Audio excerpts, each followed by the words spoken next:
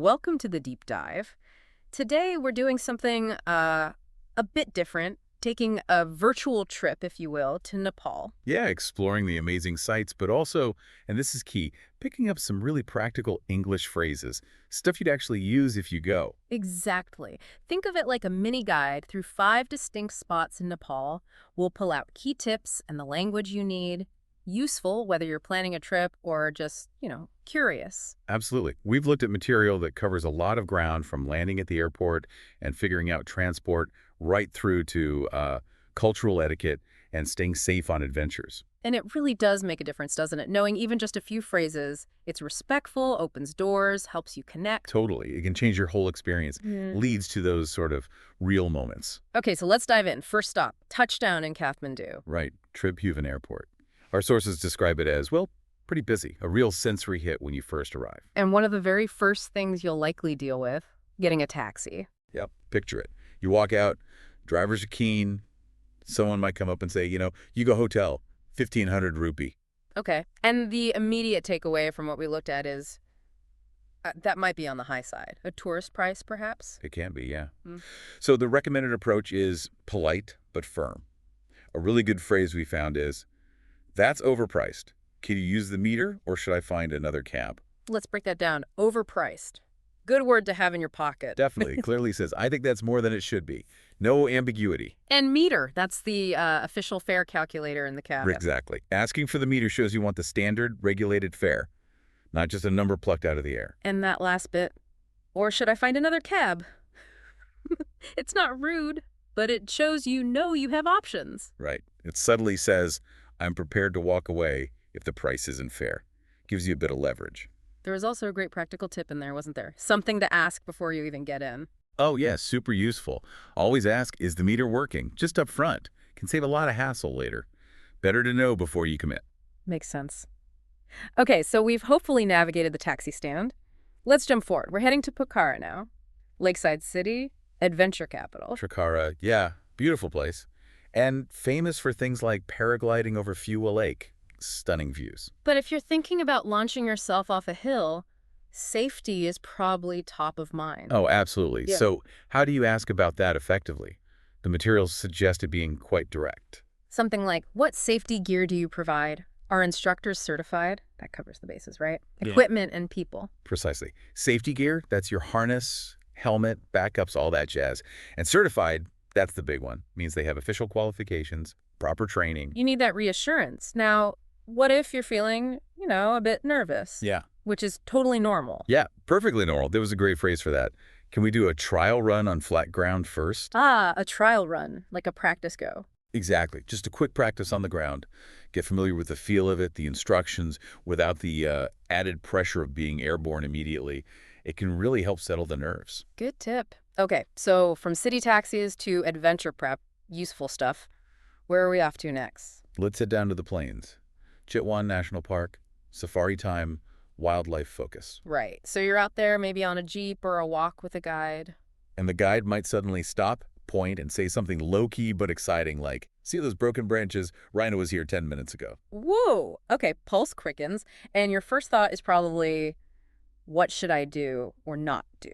Exactly. So a natural question to ask the guide is simply, should we stay silent? And the guide's answer is crucial based on our sources. Absolutely critical. They'll likely say yes and no flash photography.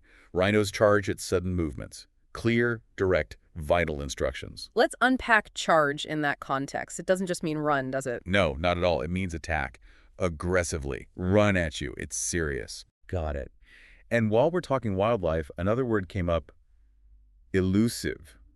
Often used for animals like tigers, right? Yeah, elusive just means hard to find, hard to spot, maybe rare, or just very good at hiding. Shy, like tigers often are in Chitwan. So stay quiet, no sudden moves, no flash. Key for Chitwan. Right, quite a shift now. We're heading up, way up to the Everest region. Big change of scenery and physiology. High altitude, think teahouses perched at, say, 4,000 meters. And the reality is you might start feeling it, that thin air. You might be saying, wow, at 4,000-meter altitude, my head is pounding. Very common. It's your body reacting. And the advice from a local lodge owner, the kind highlighted in our sources, might be something like this. Let me guess. Rest. Drink tea. Spot on. Something like, drink ginger tea and rest today. No shower, it worsens altitude sickness. Okay, ginger tea and rest makes sense. The no shower part is interesting, though. Why is that? Well, the thinking off it is that you need to conserve all your energy to help your body acclimatize. Getting cold from a shower might stress your system more when it's already working hard. Right, acclimatize. That's the key word up there, isn't it? Getting your body used to the lower oxygen. Exactly. It means adjusting, adapting. And it takes time. You can't rush it. And one common mistake people make. Getting dehydrated. Not drinking enough water or fluids. The air is drier. You're often breathing faster. You lose moisture quickly. Staying hydrated is absolutely essential to help the acclimatization process. Good advice. Listen to your body. Stay hydrated. Take it slow. Okay, final destination. We're heading to a place rich in history and spirituality. Lumbini, Buddha's birthplace. Yeah, a very special place. And here, the focus shifts more towards cultural sensitivity, respecting traditions. So, visiting a site like the Maya Devi Temple, what kind of instructions might you get? You might hear a monk gently say something like, remove shoes here. Meditation starts at dawn. Standard practice in many sacred sites, showing respect. And what if you're not Buddhist, but you're interested? Could you join the meditation? A polite way to ask, based on the material, would be, may I meditate later if I'm not Buddhist? And the likely response. Something welcoming but clear. All are welcome, but stay at the back silently. It shows inclusivity, but also maintains the respectful atmosphere needed. That's a great example of being mindful. And there was another cultural term mentioned for holy places. Circumambulate. Yes, circumambulate. It basically means to walk around a sacred object or shrine, usually in a clockwise direction. As a sign of devotion. Exactly. Yeah. It's a common practice in Buddhism and other traditions.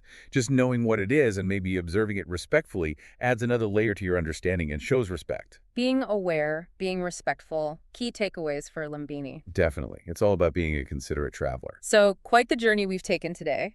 From Kathmandu taxi tactics. To adventure safety questions in Pokhara. Understanding wildlife guide instructions in Chitwan. Getting that vital, high-altitude advice in the Everest region. And finally, navigating temple etiquette in Lumbini. Wow. And all along, picking up those practical English phrases. So for your homework challenge, Go on. we suggest practicing how you order momo dumplings. You have to try them. And definitely get comfortable saying dhanyabad, Which means? thank you, in Nepali. Simple, but goes a long way. Excellent. Well, if you enjoyed this deep dive into Nepal and brushing up on some travel English, make sure you join us next time. Where are we off to? We're swapping mountains for railway tracks, taking a fascinating deep dive into the world of Indian train travel. Should be quite the ride. Looking forward to it. Until then. Travel smart. Speak smarter.